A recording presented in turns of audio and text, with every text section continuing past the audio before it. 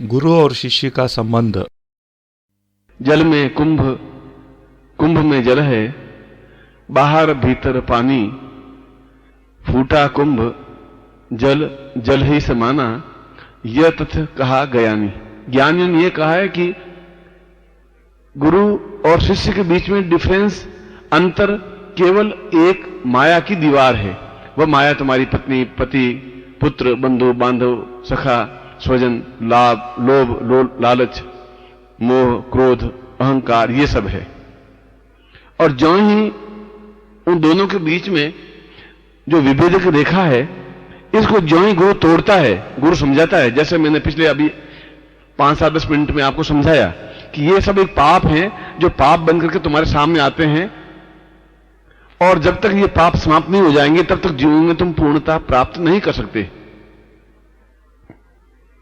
और जिस दिन ये दीवार टूट जाएगी, फूटा कुंभ जल जल ही समाना, गुरु शिष्य में, शिष्य गुरु में समा जाएगा और अपने आप में वह पूर्णता प्राप्त हो जाएगी जो शास्त्रों में पूर्णमदः पूर्णमिदम् कहा गया है। और जैसा कि मैं बता रहा हूं कि यह परिवार एक ढोंग है, एक ढकोसला है। यह स्त्री, यह पति, यह पत्नी, यह पुत्र, यह केवल एक स्वार्थमय संबंध है।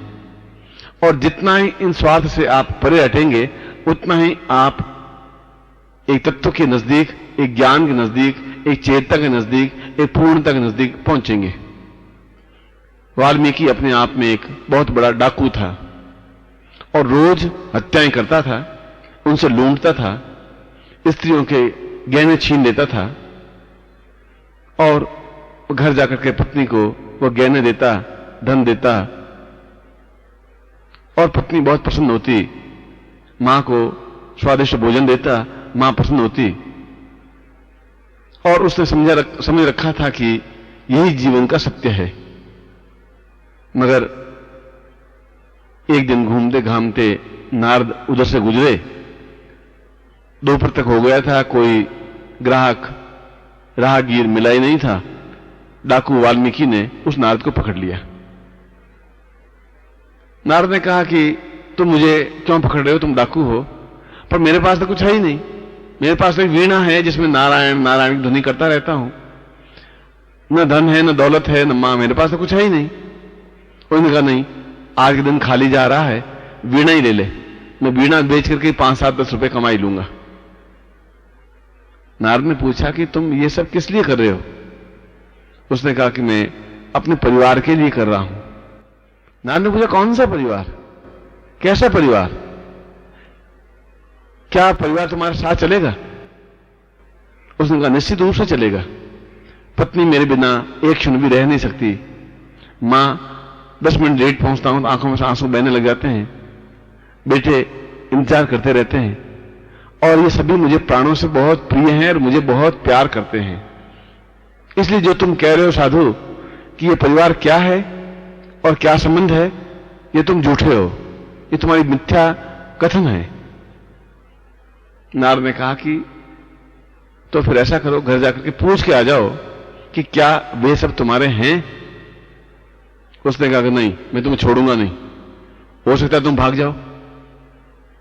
उसने कहा तुम मेरी वीणा ले लो और मुझे पेट से बांध दो, मैं घर जाके पूछ के आ जाओ कि तुम जिनके प्रति आसक्तिमय हो, क्या वह सब तुम्हारा है? बस।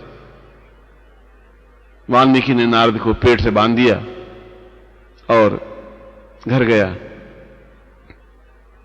मां से पूछा कि मां, मैं तेरा बेटा हूं और मैं रोज तुम्हें स्वादिष्ट भोजन करवाता हूं, हलवा खिलाता हूं, लड्डू बना के खिलाता हूं, और अपनी तरफ से प्रयत्न करता हूं कि मैं तुम्हें अच्छे से अच्छा भोजन और अच्छे से अच्छी चिकित्सा दूं।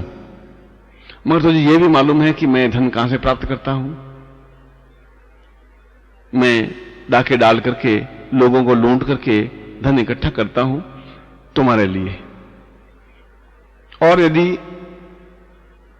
इससे पाप होगा तो पाप भी तुम और मैं दोनों बराबर बांटेंगे, क्योंकि मेरा कमाया हुआ धन तुम भी खाती हो। मां ने कहा कि मैं तुम्हारे पाप में शामिल नहीं हूं, मैं शरीक नहीं हूं, तुम्हारी ड्यूटी है, तुम्हारा धर्म है कि तुम मुझे भोजन करवाओ। तुम कैसे लूट के आते हो, और अगर उसे पाप होता है तो उस पाप के तुम ही जिम्मेवार हो, मैं तुम्हारी जिम्मेवार नहीं हूं, मैं तुम्हारे इस मामले में कुछ भी नहीं लगती हूं। एक बहुत बड़ा झटका लगा वाल्मीकि को। तो पत्नी के पास गया। पत्नी लूट के कमाए हुए गहने पहन करके बैठी हुई थी और वाल्मीकि का इंतजार कर रही थी। वाल्मीकि ने कहा कि सुमुखी, आज तुमसे एक सवाल पूछने आया हूं। पत्नी ने कहा कि पूछो। वाल्मीकि ने कहा कि तुम्हें मालूम है तुमने जितने गहने पहन रखे हैं, जितना ऐश आराम भोग विलास मकान धन वैभव दिया है, यह किसने दिया है? यह आपने दिया है। और तुम्हें मालूम है कि मैं क्या काम करता हूं या किस प्रकार से रहता हूं? कि शायद, पत्नी ने कहा कि शायद आप लूट मार करके, राहगीरों को लूट करके, खसोट करके धन और गहने लाते हो। वाल्मीकि ने पूछा, तो इससे पाप तो जरूर लगता ही होगा। पत्नी ने कहा कि जरूर लगता होगा, क्योंकि इस प्रकार से धोखा देना, छल करना पाप है ही। तो वाल्मीकि ने कहा कि फिर तुम पाप में भी मेरी भागीदार हो, क्योंकि तुम अर्धांगिनी हो। जब ये गहनों में और धन में और यश में और प्रभुता में तुम बराबर की हिस्सेदार हो, तो पाप में भी हिस्सेदार हो। पत्नी एकदम से तुनक करके बोले कि मैं पाप में भागीदार नहीं हूं। मैं ये नहीं कह रही तुम कैसे कमा के लाओ, ये तुम्हारा ड्यूटी, तुम्हारा धर्म, तुम्हारा कर्तव्य है कि तुम मुझे 2 जून की रोटी खिलाओ और कपड़े पहनाओ और गहने पहनाओ। ये तुम्हारा कर्तव्य है। तुम कैसे लाते हो ये तुम जानो, इसकी जिम्मेवार मैं नहीं हूं। मैं पाप में तुम्हारी भागीदार नहीं हूं। पाप तो तुम्हें अकेले ही भोगना पड़ेगा। और वाल्मीकि को ऐसा लगा कि जैसे छाती में कोई घूंसा मार दिया गया हो। जिस पत्नी पर वो जान छिड़कता था उसी ने ऐसा जवाब दे दिया। उसे बहुत बड़ा दुख हुआ। वह वापस आया और नारद को पेट से खोल दिया। उसने कहा, आज मेरी आंखें खुल गई कि न पत्नी होती है, न मां होती है, न बेटा होता है। परिवार का कोई व्यक्ति तुम्हारे साथ नहीं होता, पाप में कोई साथ नहीं होता। अगर तुम पाप में, छल में संपत्ति एकत्र करते हो तो वह तुम्हारा ही भोग है, और उस भोग का, उस पाप का फल तुम्हें ही भोगना पड़ेगा। यह ज्ञान मुझे आज हो गया, प्रत्यक्ष घर जाकर के पूछ करके, और मैं तुम्हें अपना गुरु मानता हूं। अब मुझे क्या करना है? नारद ने कहा कि तुम्हें आज से यह छलमय धन एकत्र करने की क्रिया छोड़ देनी चाहिए और केवल राम का नाम उच्चारण करना चाहिए, नारायण का नाम उच्चारण करना चाहिए, और इसके अलावा कोई शब्द उच्चारण करना ही नहीं है। यदि कोई इच्छा से तुम्हें रोटी दे दे तो रोटी खा लेनी है, क्योंकि ये पत्नी, ये मां, ये पुत्र, ये बंधु, ये बांधव है ही नहीं, ये केवल माया है। और तुम माया में ग्रस्त थे, आज पहली बार माया से बाहर निकले हो। वाल्मीकि डाकू नारद के चरणों में गिर पड़ा और निरंतर नारायण नारायण की ध्वनि करता रहा। और एक दिन वही डाकू वाल्मीकि उच्च कोटि का महाकवि बना, जिसने रामायण जैसे ग्रंथ की रचना की और ऋषि तुल्य कहलाया।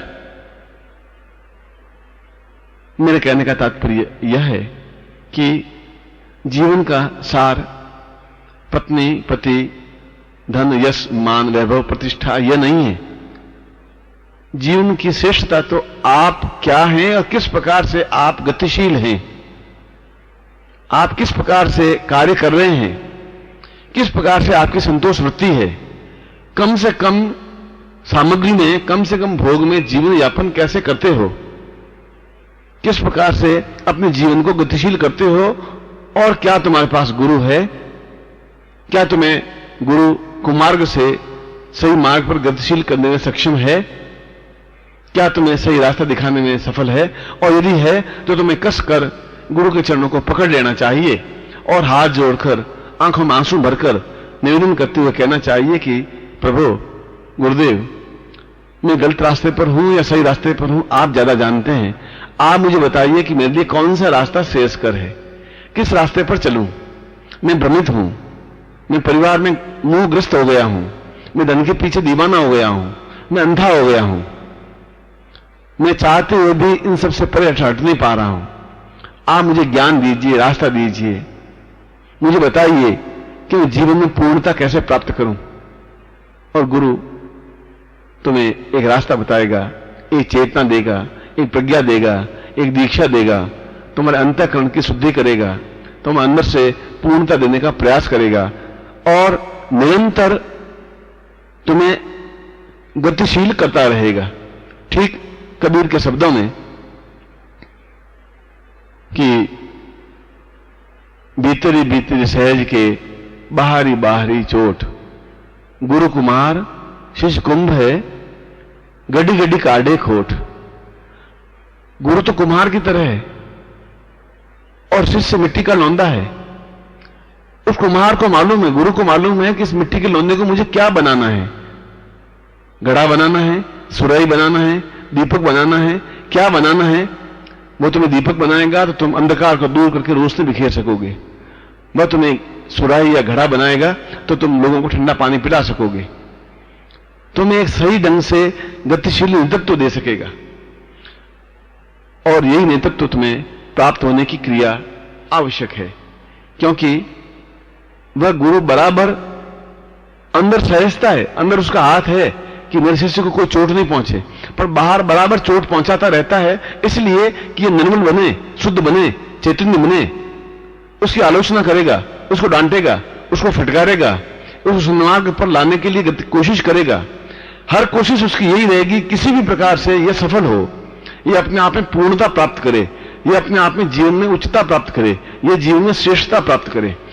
गुरु की केवल एक ही कर्तव्य होगा और शिष्य का भी एक ही कर्तव्य है कि अपने आप को पूर्णतः गुरु के चरणों में समर्पित कर दे, अपने पास कुछ नहीं रखे।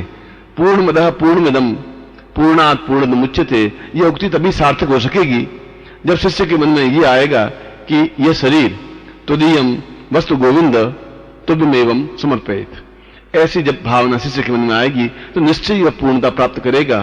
और मैं आपको आशीर्वाद देता हूं कि आप सभी दृष्टियों से पूर्णता प्राप्त करें और पूर्ण हो। ओम पूर्णमदः पूर्णमिदं पूर्णात् पूर्णमुच्यते पूर्णस्य पूर्णमादाय पूर्णमेवावशिष्यते। ओम तत्सत्। लैला और मजनू का प्रेम। नदी में लैला का तो सैकड़ों लोगों की विधान पर रहा, क्योंकि उसके आंखों में पूरी लैला बसी हुई। यह अलग बात थी कि लैला का रंग कैसा था, यह भी अलग बात थी कि सिद्धि की मोटी थी, यह दूसरी बात थी जो काली सी कबूती थी, क्योंकि एक पुष्टि के सौंदर्य की तरफ देखे तक तो वह काली सी लगती थी, बिल्ली पतली थी, जिसकी आंख झुंझुती थी, मगर मजदूर के लिए तो सब कुछ थी, ईश्वर थी, खुदा थी, पैगंबर थी, उसके लिए जीवन का स्वरूप थी, जीवन का सार थी, क्योंकि उसने प्रेम का आनंद रखा था। उसने उसके रूप और रस को नहीं देखा, प्रेम करने वाले शरीर को नहीं देखते, प्रेम करने वाले कपड़ों को नहीं देखते, प्रेम करने वाले जीवन की पूर्णता श्रेष्ठता को नहीं देखते। प्रेम तो हृदय से किया जाता है, जहां अपने आप को उस समुद्र में डूब जाने की क्रिया करते जानता है। और जब उस गांव का राजा ने मजनू को बुलाया, उसे अपने महल की सुंदरतम 12 दासियों को खड़ा कर दिया, एक से सुंदर, एक से बढ़कर, एक से एक रूप और यौवन से भरपूर लगी हुई। तो मजनू को कहा कि तेरी वजह से पूरे शहर में बहुत बदनामी हो रही है, तेरे कपड़े फट गए हैं, जगह जगह पत्थरों से जगह शरीर फट गया है, लोगों ने पत्थर फेंके, लोगों ने तुम जुल्म किए हैं, तुम लैला लैला चिल्ला रहे हो और उससे बहुत बदनामी हो रही है। और अगर ऐसा ही है, ये दासियां 10-12 दासियां खड़ी है, इसमें से तू किसी को भी चुन ले, किसी के साथ शादी कर ले, मैं शादी कर लेता हूं तेरी के साथ। मजनू ने एक क्षण के लिए ऊपर को उठा करके देखा, एक मिनट दासी की आंखों से देखा और फिर राजा को देखा और हंस पड़ा। हमने क्या बात है, क्या उठ रहे हो? तो उसने कहा कि इसमें लैला कौन है? ये तो लैला नहीं है, ये तो मिट्टी की एक ढेर है। मैं लैला से प्यार करता हूँ, मेरे प्यार नहीं करता, मेरे लिए जो कुछ है वो लैला है। राजा ने कहा कि तो लैला में क्या विशेषता है, तो लैला है क्या ऐसी? उसने कहा कि तुम जिस मजदूर की आंख से देखोगे तब तुम्हें समझ में आएगा कि लैला क्या है। तो मेरी आंख से देखो कि लैला क्या है, वह सुगंध है, वह सुवास है, वह पुष्प है, वह खिलखिलाहट है, मधुरता है, क्योंकि मजदूर की आंख वह सब कुछ देख रही है। और लैला भी अपने आप में उस प्रेम के समुद्र में डूबने के लिए अपने आप को आतुर थी, बनी चुकी थी। यदि उसके सारे बंधन के समाज लोगों की पावर पड़ी हुई थी, लेकिन उसके बावजूद भी जब उससे सुना कि मजनू को उस गांव से निकाला दिया जा रहा है, राजा के बात नहीं मानने पर उस गांव से निकाला जा रहा है, तो वो बड़ी विचलित हो गई। वो अपने हाथ में रह नहीं पाई। वो जा रहा है, मैं उसको देखूंगी नहीं तो कैसे होगा, उसके बिना जीवन की कल्पना कैसे होगी, उसके बिना जीवन का अस्तित्व क्या है, क्योंकि प्रेम में दूरी रह नहीं सकती, प्रेम में अलगपन बन नहीं सकता, प्रेम एक दूसरे को अलग कर नहीं सकते, समाज से दूरी उसको रोक नहीं सकती। और वह जा सकते उस रास्ते पर खड़ी हो गई जिस पगडंडी से मजनू उस गांव से बाहर जाने की मजबूर हो रहा था। ऊपर से पेड़ के तले से कुछ करके खड़ी हो गई, ऐसा कि जैसे कि दिखाई नहीं दे, ऐसा कि दृष्टि नहीं पड़े, वह केवल आंख भर करके मजनू को देखना चाहती थी। और मजनू पास में से निकला, वो तले से चिपकी खड़ी हुई, क्षण से भी मिली नहीं, लेकिन आंखों से उस मजनू को पीती रही, आंखों के प्यारों से उस माधुर्य को अपने आप में समोती रही और हृदय में उस मजनू के जीवन को उतारती रही। मजनू को अपनी पगड़ी लेकर चला गया, मजनू थी, क्योंकि उसके रोकने पर बोला चला स्नान नहीं था, मगर इसके अलावा कुछ चारा नहीं। साल बीत गया, 2 साल बीत गए और मजनू वापिस लौटा उस पगड़ी से, उस गांव में वापिस आया। तब तुम सादा की लक्ष्मी थी और उसके गांव वालों को कुछ लेना था, लेना तो उस रास्ते में खड़ी थी, पेड़ के पेड़ से चिपकी और वो मजनू दौड़ता हुआ उस पेड़ के पास पहुंचता है और देखता है तो लैला की मांग, लैला की त्वचा, लैला की चमड़ी और पेड़ का तना एक हो गया था, खुद गई थी, खड़ी खड़ी उससे बिल्कुल एकाकार हो गई थी। उसकी आंखों में उस समय भी एक सत्य दे रहा था, पगड़ी कह रहा था, उस मजनू का था। उस मजनू ने उसकी आंख में झांका, आंखें तो पथरा गई थी, उस जीवन से उसका प्राण तो निकल चुका था, मगर उसकी चमड़ी उस पेड़ का एक भाग बन चुकी थी, उसका शरीर उस पेड़ का हिस्सा बन चुकी थी। और जब मजनू ने उसकी आंख में झांका तो अपना ही प्रतिबिंब दिखाई दिया, अपनी झलक दिखाई दी। और इसीलिए मैं कहता हूं कि प्रेम की कोई परिभाषा नहीं होती, इसलिए मैं कहता हूं कि समाज की भेड़ में पाओ को रोक नहीं सकती, इसलिए मैं कहता हूं कि जहां प्रेम है वहां और कुछ नहीं है, छलांग लगाने की बात है, अपने आप को भूल जाने की बात है। ये हो सकता है कि लोग सैकड़ों प्रकार की काली सोचते करें, सैकड़ों प्रकार की बातें करेंगे, क्योंकि लोग उस प्रेम की सुगंध को पहचान नहीं सकते। लोगों ने वासनाएं देखी है, लोगों ने नारी शरीर को देखा है, लोगों ने उस नारी शरीर के उस अंगों को देखा है और उन अंगों के माध्यम से अपनी वासनाओं को दबाया है। मीरा का प्रेम। मीरा कह रही है, तेरी मेरी प्रीत पुरानी कई कई बरसा होए, तू का जाने रे मोहे, मैं तो तेरी हो। तेरी मेरी ये पहली जिंदगी की परिचय नहीं है, तू मुझे पहली बार ही नहीं मिला है, तेरी मेरी प्रीत पुरानी है, इससे पिछले जीवन की भी है। मेरे पिछले जीवन में भी पर घुंघरू बांध दिया ना चीरे में, तो उसमें भी ये पैर घुंघरू बांध दिए थे। लोग कहे मेरा वही बावरी, लोग तो मेरी बावरी कहने लग गए, लोग कहने लगे पागल है लोग, और घर वाले कह रहे कुल नासी, घर वाले कह रहे हैं ये कुल का नाम कलंकित कर देगी। और वो बेचारी कह रही है कि मैं उस रोग की मरीज हूं, तुम नहीं जानते कृष्ण, तू मेरे विनय को नहीं जानता, तू मेरे प्रेम को नहीं जानता, तू नहीं जानता कि मैं क्या हूं और क्या चाहती हूं। और ये मूर्ख है, ये घर वाले मूर्ख हैं, ये वैद्य लाते हैं और वैद्य मेरा इलाज करते हैं, मेरी नाड़ी देखते हैं और ये समझते हैं कि मैं बीमार हूं। और वो कह रही मीरा के प्रभु पीर मिटेगी, जो वैद्य सावरियो हो। वैद्य तू नहीं जानता कि मेरी पीड़ा क्या है, तू नहीं जानता मेरी बीमारी क्या है, तू नहीं जानता कि मुझे रोग क्या है, मेरी आंख में आंसू क्यों है, मैं खोई खोई क्यों हूं, मैं क्या सोच रही हूं, मैं शरीर क्यों मेरा गल रहा है, तुम नहीं समझोगे, तुम समझ ही नहीं सकते। दवाओं से मेरी दवाएं ये इलाज ठीक नहीं हो सकता, मेरा इलाज कुछ और है। मेरी पीड़ तुम नहीं मिटा सकते वैद्य, मेरी पीड़ मिटेगी जब वैद्य सामरियो हुई, वो सामरिया खुद वैद्य बनकर के आएगा तो पीड़ मिटेगी। क्योंकि पीड़ बिना महाजीवन पूर्वत माधव सावर पूरा, ये पीड़ अगर है ही नहीं जिंदगी में तो जिंदगी का अर्थ क्या, आनंद क्या। एक कशिश नहीं है, एक कसक नहीं है, एक पीड़ा नहीं है, एक किसी को रोने की क्रिया नहीं है, तो फिर जिंदगी का मकसद क्या है। सीधे साधे रास्ते पर तो कुत्ता भी चल लेता है, एक पशु भी चल लेता है, सीधे से रास्ते पर तो एक गया भी आदमी भी पार कर लेता है। उसने जिंदगी में जो खतरे नहीं उठा सकता वो जिंदगी के रुतब को भी नहीं उठा सकता। मैंने जिंदगी को पहली बार समझा है तसव्वुर, मैंने जिंदगी को पहली बार समझा है तसव्वुर, मेरी आंख में आंसू है मस्ती का जाम। पहली बात समझा हूं कि जिंदगी का मतलब है कि मेरी आंख में आंसू हो और मेरे हृदय में मस्ती का जाम हो। और ये मस्ती का जाम तब आ सकता है जब कोई अंदर हो, और ये तब अंदर हो सकता है जब प्रेम का अंकुर फूटे, और प्रेम का अंकुर तब फूटता है जब हम किसी की बाहों में सिमटे। और अगर बाहों में सिमटने की क्रिया का ज्ञान नहीं है, किसी को अपने अंदर बसा लेने की क्रिया का ज्ञान नहीं है, अगर हमने प्रेम देने की भावना ही नहीं है तो जिंदगी का मकसद ही क्या है? तो जिंदगी बिल्कुल वीरान खंजरे महापूर्वतः, ये तो एक वीरान खंजर की ओर बढ़ी जा रही है। ये जिंदगी का मकसद नहीं है, वो जिंदगी का कोई मतलब नहीं है, जिसका कोई रास्ता नहीं है। और ये रास्ता एक आंसू को देने वाला है। वे आंसू जो किसी की याद के हैं, वे आंसू जिसमें पीड़ा का दर्द है, एक कशिश है, एक एहसास है, एक धड़कन है। अभी तक तो मैंने समझा ही नहीं था अपने आप को, आज दिल धड़का है, आज बहुत कुछ हुआ है। मीरा का प्रेम। और मैं इसी प्रेम की अवसर कर रहा हूं, क्योंकि अगर वो प्रेम जीवन में नहीं है, अब तुम्हारे हृदय में सुगंध विकसित नहीं हुई है, अब तुम्हारे हृदय में प्रेम का कुछ विकसित नहीं हुआ है, तो जीवन में साधना भी नहीं हो सकती, वह फूल बनकर रह जाएगी। तुम्हारा सारा जीवन बेस्वाद हो जाएगा, बेजान हो जाएगा। और इसका मतलब ये नहीं तुम इस लड़की से प्यार करने लग जाओ, इसका मतलब ये नहीं तुम अपनी पत्नी को छोड़ किसी और में मस्त हो जाओ।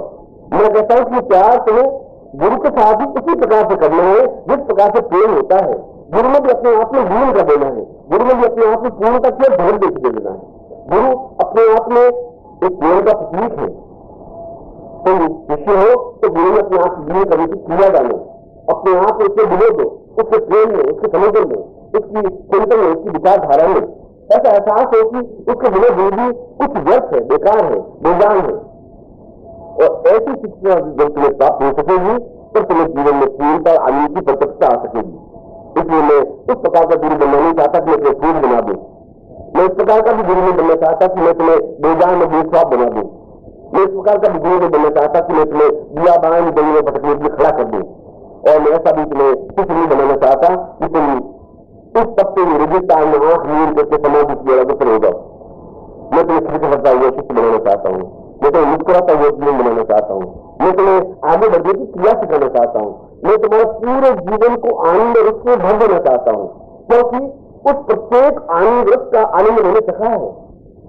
मैंने अपने से प्यार किया है, मैंने अपने गुरु से प्यार किया है, मैंने उस ईश्वर से प्यार किया है, और मैंने प्यार के आनंद का अनुभव किया है कि प्यार एक ऐसी चीज है जहां लोगों की अफवाहें, लोगों की विचारधाराएं, लोगों का चिंतन और लोग अपने आप में कुछ नहीं होते, क्योंकि तन्हाई में भी अस्तों को फैलाए नहीं जाते, नए लुहान कदमों को भी बहकाए नहीं जाते।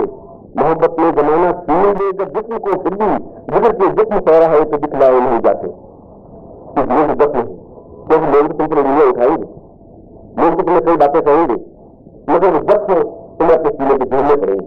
और जख्म मीरन झेले, ये जख्म इन साधकों ने झेले हैं जिन्होंने प्यार किया है, कबीर ने पत्थर झेले हैं, ईसा मसीह ने पत्थरों से अपने शरीर को नई दीवान किया है, तो उन्होंने प्रेम की परिभाषा सीखी। तुम पहले व्यक्ति नहीं है जो प्रेम करने वाले हो, तुम पहले व्यक्ति नहीं है जिन्होंने प्रेम की परिभाषा सीखी है। जो विशिष्ट के पास पहुंचे हैं, जिन्हें इससे साक्षात्कार किया है, उन्होंने प्रेम की पहली एबीसीडी सीखी है, प्रेम की पहली परिभाषा सीखी है, प्रेम का पहला पाठ पढ़ा है, प्रेम का पहला चिंतन पढ़ा है। और इसीलिए मैं तुम्हें उस बेजान बेस्वाद जीवन की अपेक्षा उस आनंददायक रस की ओर अग्रसर कर रहा हूं। और मेरा कहती है कि आंखों में अंधाई पड़ी, तंत्र निहारी निहारी, जीवन में छाला पड़ा, राम पुकार पुकार। मैं तो हर क्षण, हर विचार मेरी आंखें पत्थर आ गई है उस रास्ते को देखने के लिए। मैं हर क्षण देख रही हूं कि कभी भी किसी समय कष्ट आ सकते हैं, किसी भी समय, किसी भी क्षण।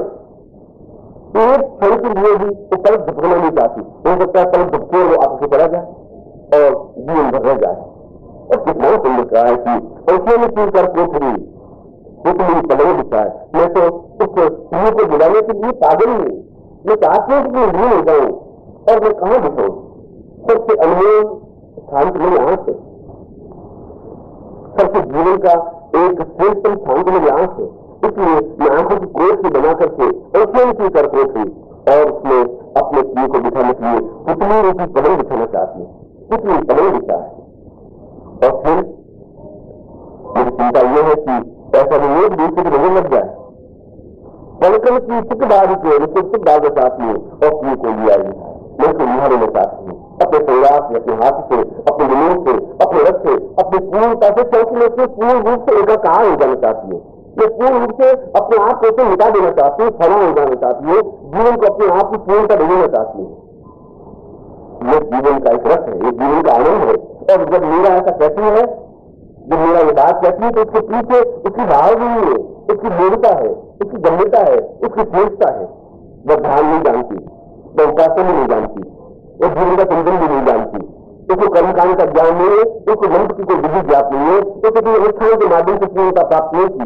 मगर आज तक भी मेरा जीवित है, हमसे भी ज्यादा अच्छी तरह से, क्योंकि मेरा के अधरों पर गुनगुनाहट है, मेरे के अधरों पर एक खुशी है, एक फलकता हुआ ज्ञान है, जीवन की एक श्रेष्ठता है, जीवन का एक चिंतन है, इसलिए कि उसने जीना सीखा है। और हमने जीना सीखा नहीं है, जीवन को ढोना सीखा है। हम जिंदगी को ढो रहे हैं, जो जिंदगी प्यार नहीं कर सकते, जिंदगी प्रेम का रस दिखा नहीं है, जो अपने प्रेमी के लिए बलिदान नहीं हुआ, जो अपने आप को मिटाया नहीं, बस जीवन को जाना भी नहीं, जीवन का आनंद लिया भी नहीं। राधा का ध्यान। एक बार कृष्ण ने उद्धव का ज्ञान, क्योंकि बड़ा ज्ञानवान था और वो सुनता था कि बहुत बड़ा ज्ञानवान हूं, कृष्ण को कई तरह से उपदेश देता रहता था कि देखो ऐसा नहीं है, ये उचित नहीं है।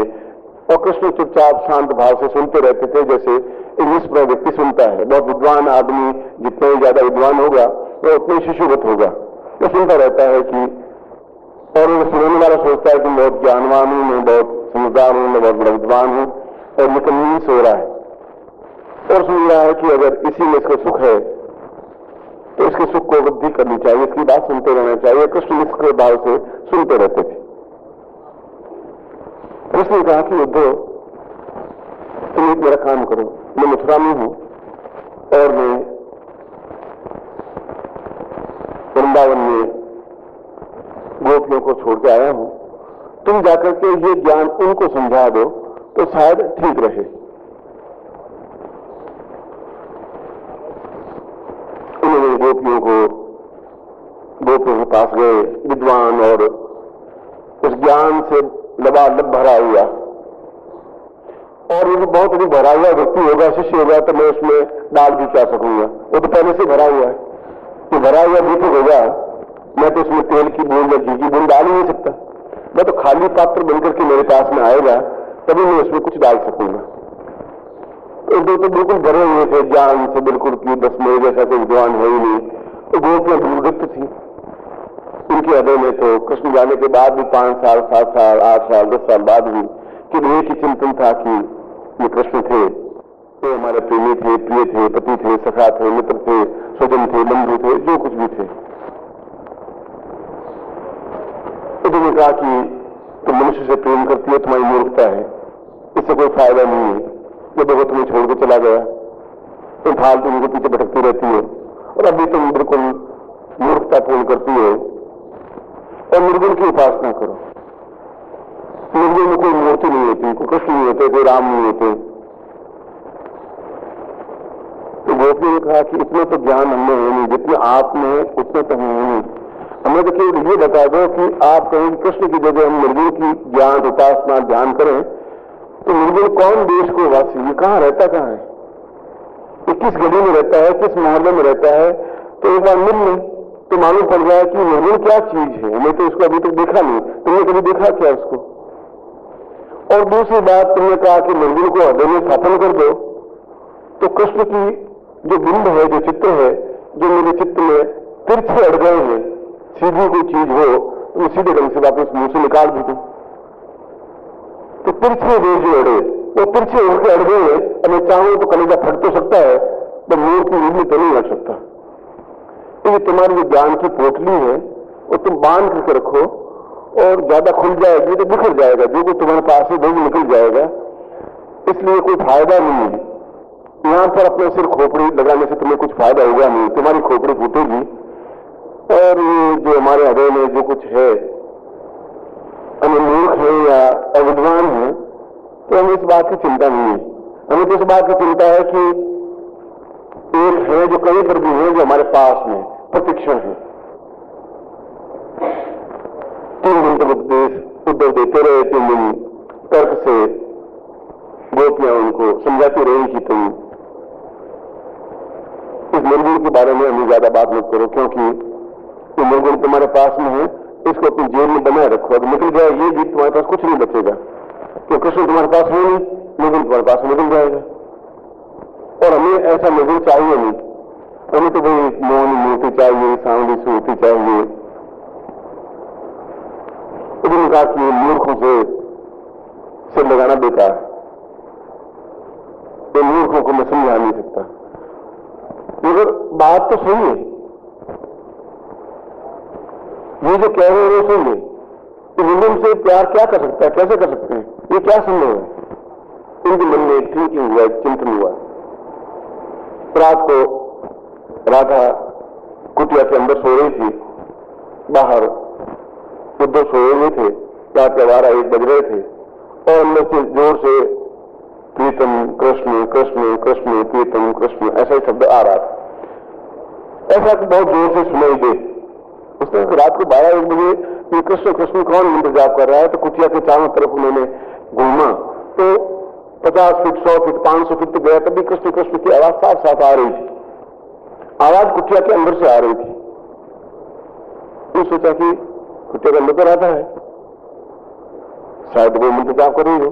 उसने धीरे से दरवाजा खोला, अंदर राधा तो बिल्कुल बेसुध सोई हुई थी, और उसके रोम रोम से कृष्ण की ध्वनि निकल रही थी, मुंह से नहीं। प्रत्येक रोम 84,000 रोमों से भी कृष्ण कृष्ण निकल रहा था, और 1 मील दूर तक वो ध्वनि मिल करके सुनाई दे रही थी। उन्होंने कहा मुझे ज्ञान तो बहुत प्राप्त किया, मगर रोम रोम से आवाज निकलने की क्रिया मुझे भी ज्ञान नहीं है। और उनकी आंखों से आंसू की धार बह चली, और नींद में सोई हुई उस राजा के पांव पकड़ ली, राधा उठ बैठी।